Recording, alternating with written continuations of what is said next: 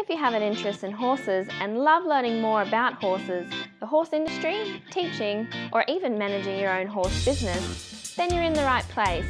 We would love you to join us on our mission, which is to improve the lives of horses around the world through the education of riders, handlers, and trainers. So get comfortable, listen in, and enjoy.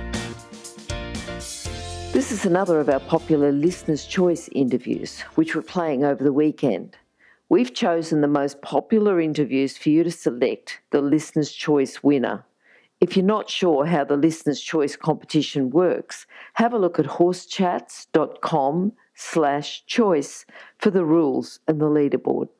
Today's guest is Maxine Cummings. Maxine's a teacher and she's also a dressage judge, coach, trainer and competitor.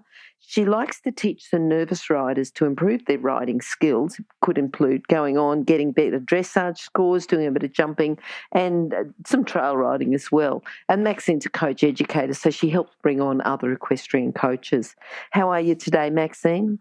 Very good, thanks, Glenys. Now, Maxine, you know that we start with a favourite quote. So what's your favourite quote? Probably a favourite quote I found very shortly after I had a bit of a serious riding accident, and that was, don't let fears get in the way of your dreams. I was getting a little bit fearful of getting back on, worried, that sort of thing, and saw it on a bumper sticker and thought, oh, yep, this is exactly what I need. And just the other day I saw another one that I think was really pertinent that Walt Disney had said, and he says, all your dreams can come true if you have the courage to pursue them. So I think that's something that I sort of go by as far as that's concerned. Using these two quotes, do you teach them to your students? I certainly do. In teaching, all sorts of teaching, I mean, a lot of it is really sort of trying to get into people's sort of mindset so that they can let go of some fears and allow themselves to actually get on and really enjoy what they're doing and not let that sort of consume their thoughts as far as that's concerned. So, yes, I do use that. I'm just thinking about that bumper sticker you saw. You know, you saw it at the right moment. That bumper sticker might have been on thousands of cars in your past, but it was at that moment that you need to have don't let fears. Absolutely. Yeah. Now, tell us about your first memories with horses or an early memory that stands out for you. Well, as far as I know, I've always wanted to do horse stuff, and my family weren't really horsey at all, and the closest I could come was we'd have a little bit of a holiday in the country, and I was about 4 years old, and they had the old station horse there, and I got very upset with my father because he didn't know how to put the bridle on the horse, but we had, and so I kind of missed out on my ride on Old Trigger, sort of around the backyard through the clothes horse.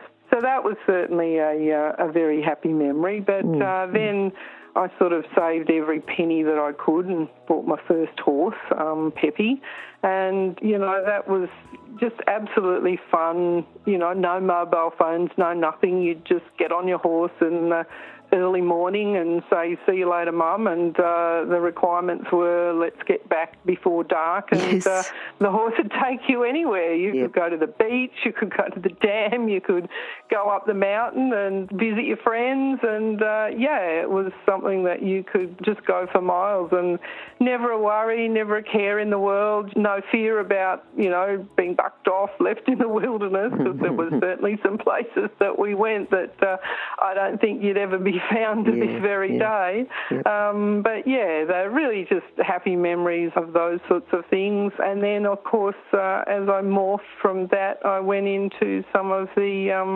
agricultural shows, and very much in those days there was no hack shows or anything of the like, and the agricultural shows were a real family day and just a great family fun day where you could sort of go and visit friends. Which was great. So then from there I decided that I felt that I'd learnt enough from that, and so then my journey into the dressage scene sort of started from there, and of course I've been very passionate about that ever since as far as that's concerned. Did you do any jumping, Maxine? Because you teach a little bit of jumping, don't you? I don't teach a lot of jumping, no. Very little, in fact. I certainly incorporate poles and grids into the dressage lessons that I have. Certainly it's an extremely useful tool, if not anything but, helping keep the horse a bit fresh for people. And a lot of the times the poles cause them to sort of refocus on going over the pole rather than, sometimes they just sort of, you say, ride a straight line and they worry about doing that, so you put a pole in the way and it refocuses them on getting over the pole, and then they're up the other end where they didn't think they would be, so to speak. So I certainly use poles and grids. Personally, I joined Pony Club when I was really quite old, and at that stage there was no jumping grading, and so I had a little 13-hand horse that was expected to sort of jump a metre, so I think I spent more time jumping over the jumps than the horse actually spent jumping the jumps. So while I've certainly done a little bit of low-level cross-country, that's it. I've certainly not gone into the big boys league as far as that's concerned. What about coaching? Was that like a natural progression? Did you start to teach people before you decided you were going to be a coach, or there was an actual decision? I always had inground into me a sort of a sense of community from my family, and I always wanted to sort of be able to help people. So right from, day dot, because as I said, I was a little bit older when I joined Pony Club, I was more than happy to sort of help people. So I ended up becoming a Pony Club coach and enjoyed doing that pretty much until I actually went off to university. And obviously when I was away at university, then it sort of waned a little bit as far as that's concerned. But I've always sort of been in a position to help people, and then as my children got older and my time sort of became freer, I was able to sort of concentrate on, I suppose, putting some formal credentials to what I'd actually been doing for many, many years. So it was really good as far as that was concerned. And of course, the coach pathway became, as that improved, it actually became achievable, which it really wasn't achievable in the early days because I was actually living in the country, and so access to coach educators was very, very difficult at that time unless you were able to sort of down tools and sort of head off somewhere to stay for an extended period at places like Heath Ryan's place. So so the new pathways certainly, I believe, are chunked into smaller goals that enable, most people to achieve the self-paced learning. What about if someone wants to now become a coach, or not even become a coach, but just work with horses and have the ability to work with horses? They're passionate about horses. What else do they need to be able to have a career? Pretty much they need a lot of patience, a lot of persistence, and a lot of practice. The beauty now, as opposed to when I was first starting out, is that there are opportunities and it is a viable career. It's certainly, when I first started out, I don't really know, unless you were a stockman or a jockey, you really didn't make a lot of money out of horses as far as that's concerned. But it's a viable career. And there's so many opportunities of overseas travel to get the education that's required. And, it's certainly a lot easier to be able to access it. And also, technology has certainly brought things closer for everybody as well, as far as that's concerned. But yes, you certainly need a lot of tenacity to sort of stick at it, because it's hard. It's hard physically, and it's hard mentally. What do you think's the best thing about it, though, about working with horses? Oh, it's an absolute passion. I think you have it. It's being able to work with an animal that is so unbelievably giving when you get it right. It's being outside amongst nature. Yeah, they're just an absolutely magnificent animal. They really are. It's just like art. It's poetry in motion. It's just a wonderful feeling that's really hard to capture from anything else. You're just working with a as I said, a beautiful, beautiful animal that is so willing to please so often. Yep. Who's influenced you? I've actually had many influences. Certainly in the early days, my mentor has been a woman whose name is Tina Bridge, an absolutely incredible horsewoman, very humble. She certainly doesn't sort of, market herself as far as that's concerned, but amazing woman and an unbelievable gift at being able to tell you what the horse was basically thinking, I suppose. And for me, I suppose probably the first horse whisperer, for want of a better word. She would break in 90 horses a year. She was a very small woman, so obviously it wasn't about brute force as far as that was concerned. But being a woman in a game that really is still largely male-dominated in many areas, she really didn't get great horses to start with. Mostly the horses she would get would be because the men had given up on them. So she taught me so much about horsemanship, about keeping it simple. Even today, I would contact her about my, certain things. What do you think about this and that type of thing? But yeah, as far as young horse issues, she's just brilliant.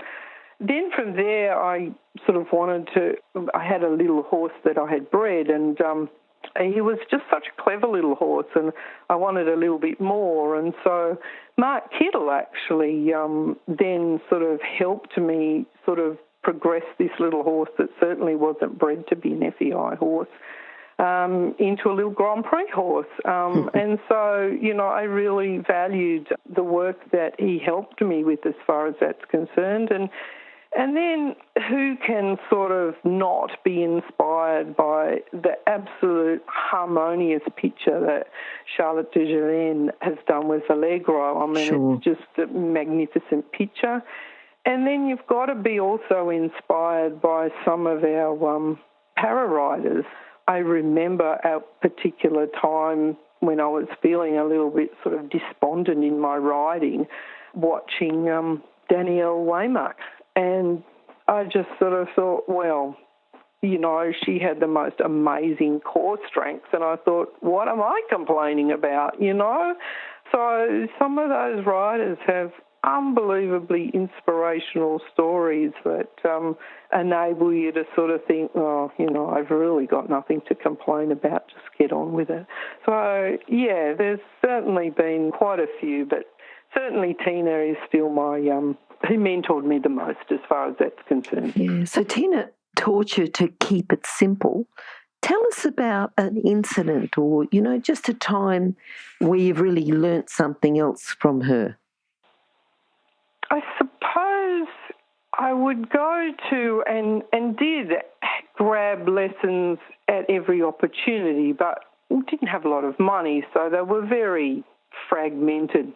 And so you would sort of hear things like, left leg, right rein here, left rein here, and keep to the contact and, get that impulsion going. And they were words that I kind of thought that I knew, but really didn't. Whereas Tina would basically just sort of say, pull the right rein, kick with the left leg, and just broke it down into more manageable pieces that just made it a little bit simpler, and above all, forward. When everything is forgotten, kick the horse forward and you'll get most of your mistakes will disappear if the horse is forward. Yeah. If you're an equestrian coach or a horse riding instructor, or even if you aspire to be one, have a look at the free video series for horse riding instructors on the Horse Chats website. Go there now, have a look, horsechats.com. What about horses? I've been absolutely blessed in having and still own a beautiful little Palomino part-bred Welsh that I initially bred for my daughter. Mm-hmm. Lucky for me, when I went to sell him, the woman who was going to buy him had a medical incident and didn't buy him. And he just was so trainable. He was never ever bred to be a Grand Prix dressage horse in any way, shape or form, but he was just so willing and so keen, and every little step that I took with him, I would sort of think, oh, let's have a bit of a dabble with lateral work, shoulder in. Oh, gee. Oh, he can do that, Let's ramp it up a little bit and do travers, renvers. He can do that. Oh, my goodness, let's have a go at one flying change. And, he would sort of go, yep, I can do that. And, okay, let's sort of ramp it up now to 15. And, essentially he just, every little goal that I really didn't ever believe would be achievable, he just did it. And so he certainly still does have a special place in my heart. And, of course, the very first horse that I bought, of course, because the first horse that I bought really was, I had to sort of save every single penny to actually buy my first little horse, Peppy, and, I didn't have any help from my parents. They lived in middle suburbia, and horses weren't sort of on their radar as far as that was concerned. So she was a special one. And the other really special one that I had was thoroughbred mare that I bought as a weanling, and she took me to my first royal show. And again, when I first got her, if you had told me that I would be able to achieve, taking her to a royal and competing at a royal, I would have sort of thought, oh no, that goal's really not achievable. I couldn't do that. So I have been really lucky to have had a few really special ones. I mean, I've had quite a lot of horses over the years, but certainly those ones are very, very special horses to me. And, there were horses that weren't sold. And as I said, Ricky is family, so he won't be sold either. Yep. What about your proudest moment? What do you think that was? Well, I sort of alluded to some of it. Firstly, buying my first horse, going to a royal. But one of the really, really proud moments, of course, was my first Grand Prix dressage test. Okay, if I really look back at it in hindsight, and as I put my judging hat on, it probably wasn't really very amazing, but, I thought it was at the time. But probably where I really, really was absolutely thrilled was when they had the international riders at the Sydney CDI, and they asked for loan horses. And I sort of was quite happy because I was fairly confident that my horse was, reasonably bomb-proof as far as that's concerned. So for a number of years I actually lent him to the international riders, and the very first time that he went, he was actually the Japanese rider, Toshio Taguchi from Japan, actually rode him into second place. Now, second place might not sound amazing, but when you consider that it was second place behind Rosie Ryan, and all the horses that were there were serious Grand Prix horses, and my little horse wasn't actually...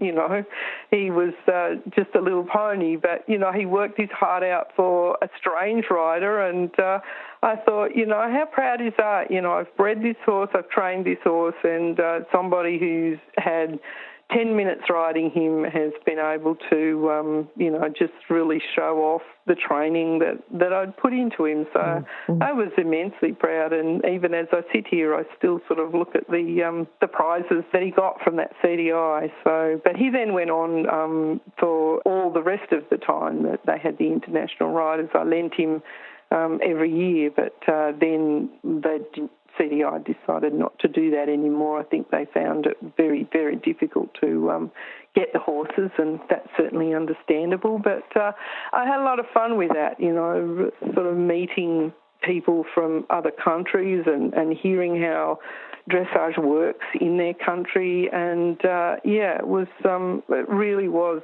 great fun, really enjoyed it as far as that's concerned. yes, and I'm still looking forward to going to the Sydney CDI, which is on in a couple of weeks, just even if it's only just to watch. But it's a lot of fun as well. Thinking about, having a Grand Prix pony, you told me about how trainable he was and all the good times. What was the biggest challenge that you found? Did you find that you were, the judges sort of almost discounted you because he was just small, or did you have other challenges because he was small or not? Probably the biggest challenge was that he didn't really have the scope of paces. Yep, like the movement. Yeah, he didn't have the movement. So even when he was at his absolute best, really trying his heart out, his scores weren't amazing. They were acceptable, but weren't amazing. And I suppose the other thing, I was actually very, very lucky in that the rules have since changed, and he would not actually have been allowed to even compete FEI now because of the fact that the quality of the horses that we have in Australia is just made a huge paradigm shift. I mean, the horses that we have are, equal to anything that we've got worldwide now. I mean, we've got access to, artificial insemination. The breeding is unbelievably terrific. So that was certainly a little bit of a challenge as far as that's concerned. But as far as challenging horses are concerned, my current younger one is more challenging than he actually was. Yep. Yeah. And it's probably not something I really wanted in the twilight years of my actual competing. But anyway, persistence has paid off, and she is actually turning a bit of a corner at the moment. So things are really looking very positive at the present time, which is terrific. Good. Just thinking about the riders that you teach, because you said you teach a few nervous riders. What sort of exercises do you give your nervous riders? It's probably not necessarily exercises as such. It's really just trying to chunk down the work to an achievable goal. And for some people, that can be as simple as just getting on and walking one circle and getting off. And the next day, getting on and walking 2 circles and getting off. That's really how nervous some of my riders have been as far as that's concerned. And it's just such a joy when, you've eventually convinced them that, okay, we can trot now, and yes, we can trot up at Scary Corner now, and yes, we've been trotting for quite a while now, and why don't we just canter? And, it's really just piecing it into very, very, very small achievable parts so that they can gain the confidence and move forward. And as I said, I've had some that were so nervous like that are now competing and looking at competing, at novice, whereas, a couple of years ago, if you'd told them that they'd even so much as sort of ride out of the arena, they would have just about had a heart attack. But, they're really enjoying what they're doing, and it's really about small steps. I mean, if someone had said to me when I first started riding that A, I would end up at a Royal, and B, I would be able to actually ride Grand Prix, I would have just sort of thought, oh, no, that's just absolutely not achievable. But if you just sort of really break it into much smaller steps, the days, years and months go by and you sort of think, oh, wow, I've got there. Wow, I've done it. Wow, what's next? So, that's probably more how I go at, really coercing and helping them get over the mindset of it. Yeah. No, that's good. That's good. If you're an equestrian coach or a horse riding instructor, or even if you aspire to be one, have a look at the free video series for horse riding instructors on the Horse Chats website. Go there now. Have a look. horsechats.com. What about books, Maxine? Have you got a book that you could recommend to our listeners? A couple of books, really. my mentor, Tina Bridge, wrote a book called Bridging the Gap from Wild to Mild. And for me, it's just an excellent Bible if you're dealing with any young horse issues, you know, from the horse basically from breaking in to being able to ride it. From there, another book that I got hold of very early in the piece was Sally Swift's Centred Riding. As a child, I rode lots. I balanced actually pretty well on a horse, but it wasn't until I decided to start this dressage thing that I realised that, okay, I've balanced really well, but I really, really am not riding. I only think I am. And so Sally Swift's book really enabled me to get that visual perspective of, you know, like, how much pressure do you need on the reins? Oh, okay, you need the amount of pressure that holding a little canary in your hand is like. You know, what's it like to sort of have your joints sort of quite supple and, you know, where should your shoulders align, that sort of thing. And so the imagery that she puts within that book enabled me to sort of picture where my body should be and the control that's needed for your body to be able to actually, you know, really influence the horse and actually ride it well, which you really don't begin to do until you start to sort of really enjoy, you know, taking a horse through the training levels of the dressage game. Yep. And remember, you can find all the books recommended by our guests at horsechats.com/books. You can have a look at the guest page for the individual book they recommended, or just look at the recommended books by order of popularity at horsechats.com/books. What about your philosophy? You know, your overall philosophy with horses and training horses, teaching. Maxine, what would you say is your philosophy with horses?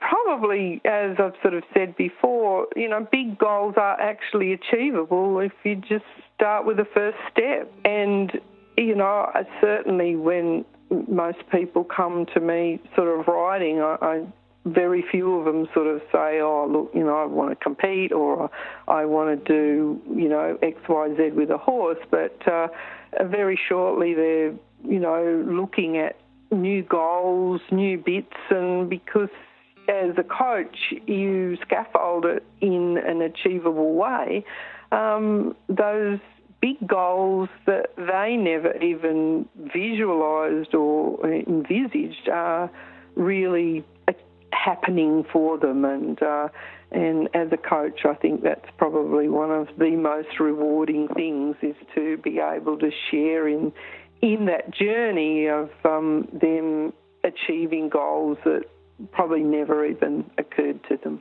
Yep, that's good. Okay, Maxine, how can people contact you? Probably the best way, as a coach, I'm on the EA website, and as a judge, I'm also on the EA website. So it has my email address, my landline phone number, which is the best way to contact me because mobile service is a little bit erratic where I live, and my mobile number there is there.